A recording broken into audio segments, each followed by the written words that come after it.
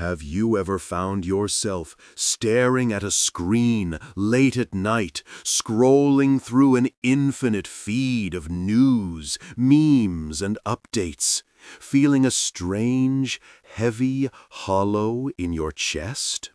It isn't exactly sadness, and it certainly isn't boredom.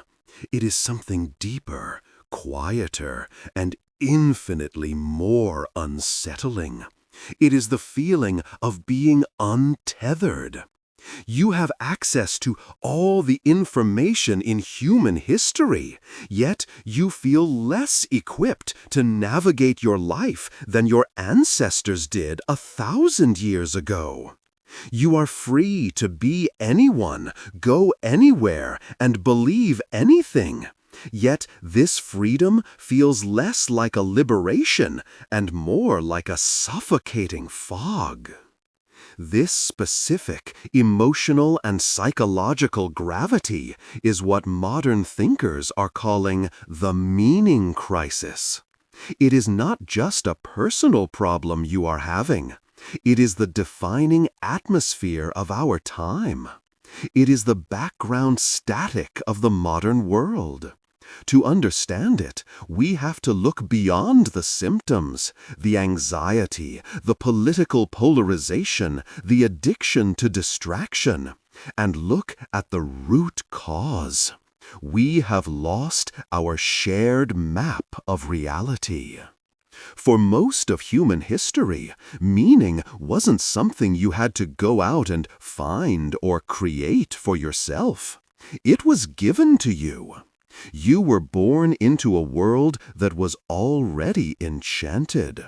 The stars weren't just balls of burning gas, they were gods or guides. The forest wasn't just a resource, it was the home of spirits. Your job, your family role, and your suffering all fit into a grand cosmic story. Whether that story was religious, tribal, or cultural, it provided a sturdy container for your life. It told you that you mattered, that your actions rippled out into eternity, and that you were part of a whole. Then came the necessary but destructive wrecking ball of scientific materialism and secular modernity. We learned how the universe works mechanically, which gave us antibiotics, the internet, and space travel. But in the process, we stripped the universe of its narrative. We discovered that the stars are indeed just burning gas, that we are evolved primates on a rock spinning in a cold, dark void. We traded comfort for truth. We killed the old myths because they weren't factually true, but we forgot that those myths were psychologically essential. They were the glue holding our internal worlds together. Now we are living in the aftermath. We are stranded in a universe that science tells us is indifferent to our existence. Yet our brains are hardwired to crave significance. This creates a massive dissonance. We are meaning-seeking creatures in a meaning-blind universe. This crisis manifests in what we might call the crisis of touch. I don't just mean physical touch, but the ability for our minds to touch reality. Think about how much of your day is spent processing representations of things rather than the things themselves. We look at pictures of food, read tweets about events, and watch videos of other people living. We are drowning in symbols, but starving for the reality they represent. We have become spectators in our own lives. This separation creates a profound sense of alienation. We feel like ghosts haunting a machine. We have so much data, but zero wisdom. We know exactly how to do things, but we have forgotten why we are doing them in the first place. To cope with this terrifying void, we try to fill the hole with what can be called pseudo-meaning. This is why we see such intense, almost religious devotion to things that shouldn't matter that much.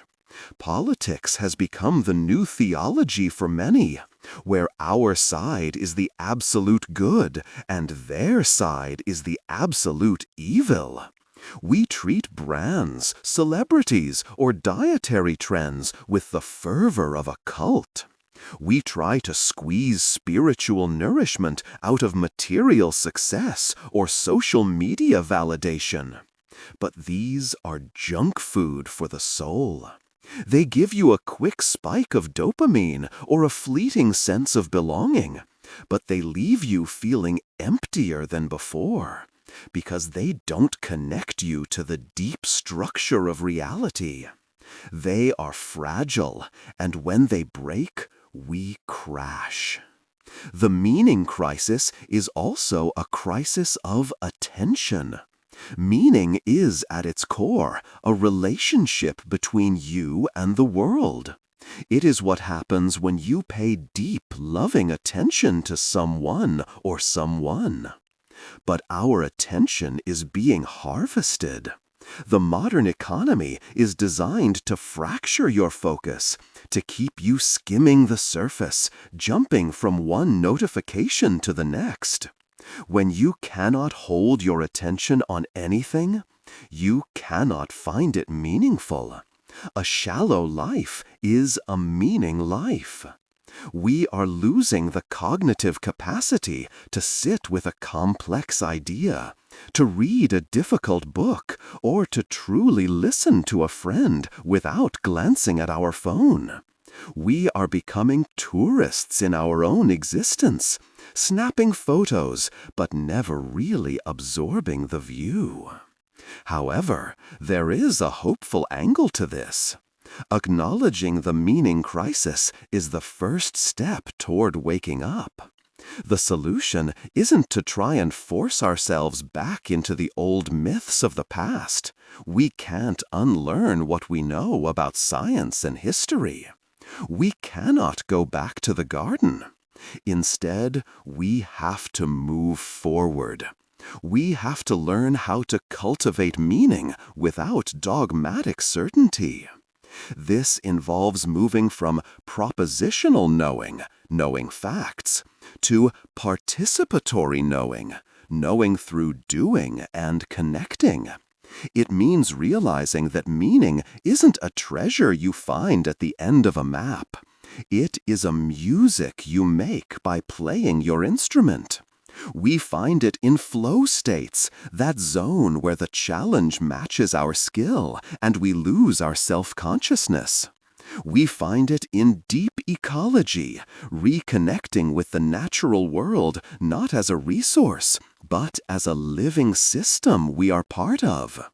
We find it in genuine dialogue, talking to people not to win an argument, but to think together and reach a truth neither of you could reach alone. The meaning crisis is the growing pain of humanity. We are leaving our childhood home where the rules were clear and the safety was guaranteed, and stepping into adulthood. It is scary out here. It is cold. But it is also the only place where we can become truly free. We have to build our own hearths now. We have to weave our own connections. We are being called to evolve our consciousness, to find a way to integrate the scientific facts of the universe with the spiritual hunger of the human heart. It is the hardest work we will ever do, but it is the only work worth doing. The static you feel, that anxiety, it's just the signal that you are ready to stop sleepwalking. You are ready to start living intentionally. If you've ever felt this specific kind of drift, or if you've found small ways to anchor yourself in this chaotic world, I really want to hear about it. Leave a comment below sharing your experience. Let's turn this comment section into a real community discussion rather than just a shouting match. If this video helped you put words to a feeling you couldn't describe, please hit the like button. It helps this message find other people who are feeling just as lost. And don't forget to subscribe and hit the bell. We are going to be diving much deeper into how to navigate this crisis in future videos, and you won't want to miss that journey.